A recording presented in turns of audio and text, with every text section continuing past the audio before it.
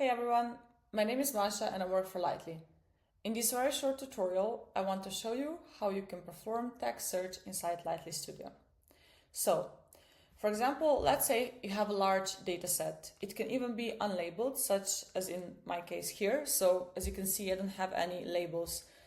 And let's say I don't have any understanding of my data yet. I just have a bunch of images and that's it. So, using LightlyStudio, I'm able to perform text search, and this text search is actually semantic search, which means I can write in any word and LightlyStudio will instantly give me out all the images that are most relevant for this text search. So let's give it a try. For example, here's my dataset. As you can see, I will just zoom in a bit. So let's say, I have like a bunch of random images. I don't know what's inside those images. And let's say I'm interested in images of like people skiing.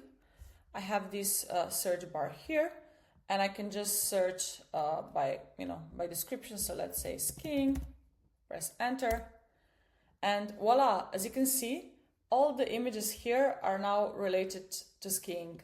Let's zoom in a bit more. Yeah, as you can see, all the images that were retrieved by LightlyStudio are, images of people skiing.